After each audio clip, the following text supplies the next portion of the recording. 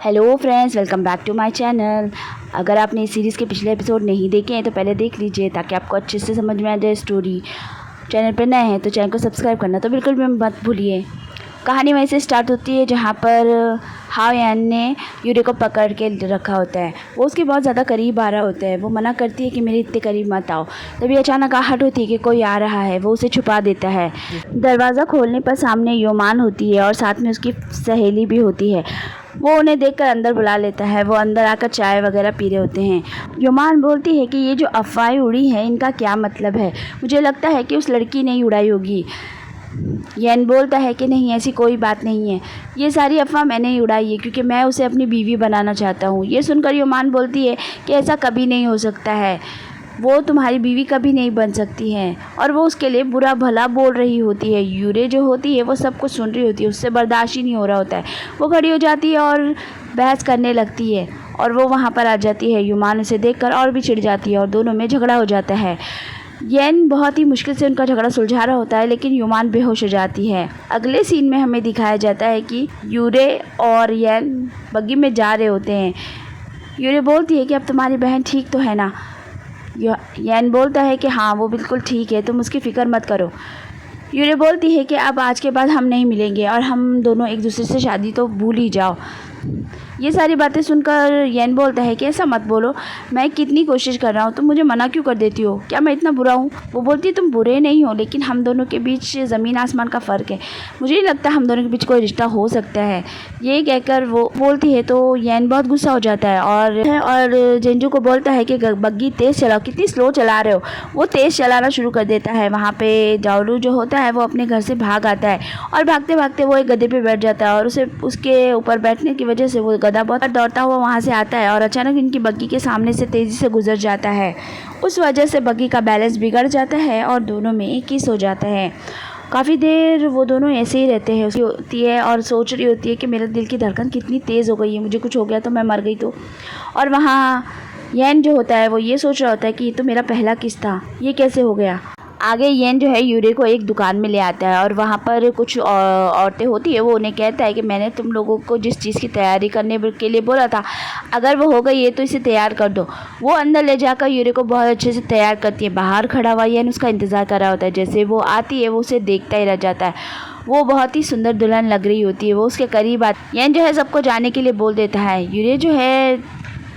यूरे ये जानना चाह रही थी कि उसकी धड़कन इतनी तेज़ कैसे हो गई थी, इसलिए वो उसके करीब आती है और उसे गले लगाती है। लेकिन उसकी धड़कन तेज़ नहीं हो रही होती है। वो 2-3 बार ऐसा करती है। येन समझ नहीं पा रहा होता है। फिर वो बोलता है रुको, मैं बताता हूँ। और वो उसके करीब आने लगता है। तभी वहाँ पे दावरू आ जाता है। दावरू उन दोनों को इस तरह देखकर बहुत ज़ोर से चिल्लाता है और वो यूरे को वहाँ से लेके चला जाता है। आगे हमें दिखाते हैं कि दावरू और यूरे जो है साथ में खाना खा रहे होते हैं। वो उसे सारी बातें बता देती है। ये सब सुनकर दावरू बहुत चौंक जाता है और बोलता है कि क्या बोल रही हो, तुमने उसके साथ ऐसा किया? वो कहती हाँ। दावरू कहता है कि तुम्हें मेरे साथ ट्राई करना चाहिए था और वो उसके करीब आने लगता है। वो उसे धक्का मार देती है। दावरू जो होता है बहुत ज़्यादा शराब पी लेता है। वो उसे घर में छोड़ने के लिए जाती है तो वो घड़ी घड़ी बड़बड़ा रहा होता है कि तुम मुझे छोड़ के मत जाओ, मेरे साथ रहो, मैं तुम्हें बहुत पसंद करता हूँ और वगैरह वगैरह। वो उसको अंदर छोड़ देती है। उसके बाद वो लोग जाने लगते हैं तो उनका आदमी जो होता है वो आता है और बोलता है कि मिस्टर दाऊद ने तुम्हारे लिए खत दिया हुआ है और उन्होंने तुम्हारा इंतज़ाम किया है शहर जाने का ताकि तुम अपना इलाज करा सको। वहाँ पर एक बहुत ही अच्छा डॉक्टर भी है। ये सुनकर वो थोड़ी चौंक जाती है और वो आदमी ये भी बोलता है कि मास्टर दाऊद को कुछ भी नहीं पता चलना चाहिए। सीन यहीं पे कट हो जाता है। अगले सीन में हमें दिखाते हैं कि हाओ यान जो होता है बहुत परेशान होता है। डाकुओं ने शहर की तरफ हमला करने के लिए आना शुरू कर दिया होता है। वो बेचारा सोच रहा होता है कि अब मैं क्या करूं, अपने सेना को कैसे इन चौकियों पे तैनात करूं जो उसने मार्क करे हुए होते हैं।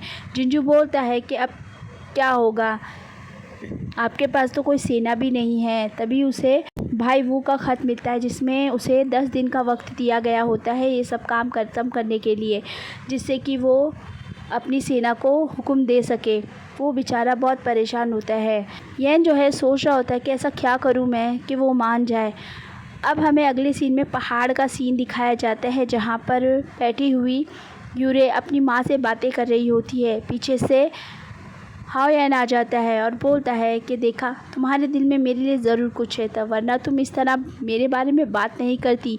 उसे देखकर यूरे बोलती है कि ऐसा कुछ भी नहीं है, मैं तुम्हें कह रही हूँ ना। यन बोलता है कि ठीक है, तो उस दिन वाली बात पूरी कर लेते हैं। और वो उसके करीब आता है और उसे खींचकर किस कर लेता है। किस करने की वजह से उसकी धड़कनें फिर से तेज़ हो जाती है। यन बोलता है कि अब तुम्हें समझ में आ गया, क्या अब तुम यकीन करोगी इस बात पर। लेकिन वो उसे डांटना चाह रही थी। जब वो उसकी तरफ देखती है तो उसकी आंखों में आंसू होते हैं। उसके आंसुओं को पोंछते हुए बोलती है कि तुम इतने बड़े हो गए हो, तुम्हें रोना नहीं चाहिए, तुम क्या लड़कियों की तरह रो रहे हो। यह जो है अपने चेहरे को हाथ लगाता है तो कहता है मुझे भी नहीं पता मैं रो क्यों रहा हूँ। यूरे जो है वो बोलती है कि नहीं, ऐसा नहीं हो सकता। तो वो उसका हाथ अपने दिल पर रख के बोलता है कि तुम्हारी धड़कन का तो पता नहीं, लेकिन मेरी धड़कन सुनो बहुत तेज़ हो गई है और मैं तुम्हें सच में पसंद करता हूँ। तुम मान क्यों नहीं चाहती, मैं तुमसे सच में शादी करना चाहता हूँ। यूरे बोलती है कि तुम एक ऐसी लड़की से शादी कैसे कर सकते हो जिसकी ज़िंदगी का कोई भी भरोसा नहीं है। अगर कल मैं मर जाती हूँ तो मैं क्या ज़िंदगी भर तड़पने के लिए तुम्हें, मैं नहीं चाहूँगी कि तुम मुझे ज़िंदगी भर याद कर कर पछताओ। यन बोलता है कि ऐसा कभी नहीं होगा, मैं तुम्हारा बहुत ध्यान रखूँगा। लेकिन वो नहीं मानती और वहाँ से चली जाती है। आगे उसके पापा की तबीयत बहुत ही ज़्यादा ख़राब हो जाती है और वो बहुत ही ज़्यादा परेशान हो जाती है। आगे यन को दिखाया जाता है जो जिंजू से बोल रहा होता है कि मेरी बहन को नहीं पता चलना चाहिए कि यूरे यहाँ पर है, किसी भी हालत में ध्यान रखना इस बात का। वो बोलता है ठीक है। आगे हमें दिखाते हैं कि यूरे के पिता की डॉक्टर चेक करते हैं और वो बोलते हैं कि ये ठीक है, सही वक्त पे इलाज मिलने की वजह से इनकी हालत काफ़ी बेहतर है, बस इन्हें आराम करने की ज़रूरत है और इन्हें रात भर आराम करना पड़ेगा। सब लोग बहुत ज़्यादा खुश हो जाते हैं। इसकी सौतेली माँ यन को दामाद जी कह के बुला रही होती है। यूरे बोलती है कि ऐसा मत बोलो। रात हो जाती है और यूरे अपने पापा की देखभाल कर रही होती है। यन पीछे खड़ा हुआ उसे देख रहा होता है कि वो कितनी अच्छे से अपने पापा की देखभाल कर रही होती है। वो उसके करीब आता है और बोलता है कि परेशान मत हो, वो ठीक हैं, अब तुम्हें भी आराम करना चाहिए। तो वो कहती है नहीं, इसकी ज़रूरत नहीं। और वो उसे बोलती है कि मेरी फैमिली तुम पर बोझ बन गई है तो तुम्हें परेशानी हो रही होगी। वो कहता है बिल्कुल नहीं, तुम्हारी फैमिली मेरी भी है। और वो उसे दिलासा देता है। वो उसे बोलता है कि चलो मैं तुम्हें एक जगह ले जाता हूँ जहाँ, वो बोलता है कि जब मैं परेशान होता हूँ तो मैं यहीं पर जाता है। वो उसे लेकर बाहर जाता है और उड़ाकर छत पर ले जाता है और वहाँ पर वो दोनों बैठ जाते हैं। यन कहता है कि मुझे प्यार के बारे में तो कुछ नहीं पता, लेकिन फिर भी मैं तुम्हें पसंद करता हूँ। और वो उसे बोलता है क्या तुम मुझे बताओगी कि तुमको मुझ में क्या पसंद है। वो कहती है कि तुम और मैं बहुत अलग दुनिया से ताल्लुक़ रखते हैं। तुम उस दुनिया से हो जहाँ तुम्हारे बोलने पर ही सब चीज़ हो जाती होगी। तुम एक बहुत अमीर ख़ानदान से हो, तुम्हें किसी भी चीज़ के लिए कभी स्ट्रगल नहीं करना पड़ा होगा। तुम्हें जो चीज़ चाहिए होगी तुम्हारे माँ बाप ने तुम्हें दिला दी होगी। मगर ऐसा मेरे साथ नहीं था। मुझे हर चीज़ के लिए शांत रहना पड़ता था। कोई चीज़ भी मुझे चाहिए तो उसके लिए बहुत ही ज़्यादा मुश्किल होती थी। यूरे कहती है कि मेरा दिल बहुत ज़्यादा कमज़ोर है, पता नहीं मैं कब तक जी पाऊँगी, नहीं जी पाऊँगी। वो कहती है कि तुम अभी बहुत जवान हो, अगर मैं तुमसे शादी कर भी लेती हूँ, कल को अगर मेरी मौत हो जाती है तो तुम क्या करोगे बताओ। वो बोलता है कि मुझे नहीं पता, मैं तो अभी तक इस बारे में मैं कुछ सोच ही नहीं पाया हूँ। मैं बिल्कुल नहीं चाहूँगा कि तुम्हें कुछ हो जाए। यूरे कहती है कि मैं इसीलिए किसी पर बोझ नहीं बनना चाहती, मैं शहर जाना चाहती हूँ, शायद मेरा इलाज हो जाए। यन बोलता है कि तुम वहाँ मत जाओ, मैं तुम्हारे लिए यहीं बहुत अच्छे डॉक्टर बुलवा दूंगा, तुम्हारा इलाज यहीं हो जाएगा। वो कहती है कि मैं इतने सालों से यहीं पर हूँ, मैंने यहाँ के सारे डॉक्टर्स को दिखा दिया, लेकिन अभी तक मुझे कोई भी ऐसा डॉक्टर नहीं मिला जो मेरा इलाज कर पाए, तो मुझे वहाँ जाना ही पड़ेगा। यान कहता है कि ठीक है कोई बात नहीं, लेकिन तुम अपना ख्याल ज़रूर रखना। यूरे बोलती है कि मैंने पहले तुम्हें बहुत ही ज़्यादा गुस्सैल और घमंडी इंसान समझा था, लेकिन तुम वैसे नहीं हो, तुम अलग हो। मैं तुम्हारा शुक्रिया अदा करती हूँ जो तुमने मेरी मदद की। तभी घर के अंदर से चोर चोर करके आवाज़ सुनाई देती है। जब ये लोग वहाँ पहुँचते हैं तो योमान ने पकड़ लिया होता है उन चोर को। वो असल में यूरे की सौतेली माँ और उसकी बहन होती है। उनको देखकर योमान बहुत चिढ़ जाती है और कहती है कि ये लोग यहाँ पर क्या कर रहे हैं और ये चोरी करने आई थी यहाँ पर। यन जो होता है बात को संभाल लेता है और बोलता है ऐसा कुछ भी नहीं है, और वो योमान को समझाकर वहाँ से लेके चला जाता है। दूसरे दिन सुबह यूरे जा रही होती है और वो यन का शुक्रिया अदा करती है और उसे सारी चीज़ों के लिए थैंक यू बोलती है। यूरे कहती है कि आज दोपहर को मेरी शिप जाने वाली है। वो बोलता है कि मैं तुमसे वहीं पर मिलूँगा।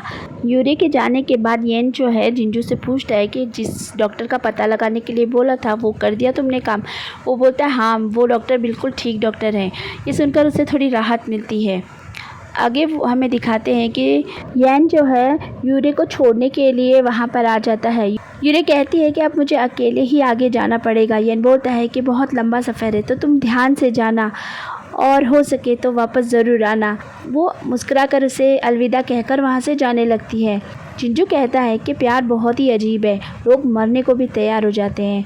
मास्टर येन के पास आकर बोलता है कि मास्टर, कहीं आपको उससे प्यार तो नहीं हो गया है। ये सुनने के बाद वो कहता है क्या बकवास कर रहे हो, और वो अपनी नज़रें चुराकर वहाँ से निकल जाता है। दारू जो है भागता हुआ आता है, लेकिन जब तक यूरे जा चुकी होती है वो उसे ढूंढ रहा होता है। तभी एक आदमी उसे दिखाई देता है जो कि बहुत बंधा हुआ होता है। वो बताता है कि यहाँ से अभी अभी कोई गुंडे लड़की को उठाकर लेकर चले गए हैं। ये सुनकर वो बेचारा बहुत घबरा जाता है। अगले सीन में हमें दिखाते हैं कि यूरे को डाकू उठाकर अपने अड्डे पर ले गए होते हैं। वहाँ पर सू तैन भी होती है। वो लोग बोलते हैं कि तुम दोनों में से उसकी मंगेतर कौन है, जो भी हो हमें तो पैसों से मतलब है। लेकिन वो दोनों उनके साथ बदतमीज़ी से बात करते हैं। हाओ यान को पता चल जाता है कि यूरे को डाकू उठा के ले गए हैं। वो खत पढ़ने के बाद हमला करने की बात करता है। जिंजू बोलता है कि लेकिन हमारे पास तो कोई सैनिक ही नहीं है। तो वो बोलता है जो भी हो मुझे उसे बचाना है। आगे हमें दिखाते हैं कि सू टैन और यूरे भागने की सोच रहे होते हैं, लेकिन डाकू उन्हें पकड़ लेते हैं और बांध देते हैं और बहुत ही परेशान कर रहे होते हैं। तभी वहाँ पे एंट्री होती है हाओ यान की। हाओ यान वहाँ पर आता है और उसे कहता है कि इन दोनों को छोड़ दो। लेकिन वो डाकू जो होता है वो बोलता है कि इनमें से एक तुम्हारी मंगेतर है ना, तो अब देखते हैं उसके मरने पर तुम क्या करोगे। और वो पहले सू तैन के ऊपर तलवार रखते हैं, लेकिन हाओ यान कुछ भी नहीं बोल रहा होता है। फिर वो लोग यूरे के ऊपर तलवार रखते हैं तो हाओ यान बहुत ज़ोर से चिल्लाकर बोलता है कि छोड़ दो। तो वो लोग समझ जाते हैं और वो उसे ही मारने वाले होते हैं। तभी वो उसे बचाने के लिए उनसे लड़ाई करता है और उसकी रस्सी वगैरह काट देता है और उसे संभाल लेता है। उसकी रस्सी खोल देता है और लड़ाई शुरू हो जाती है।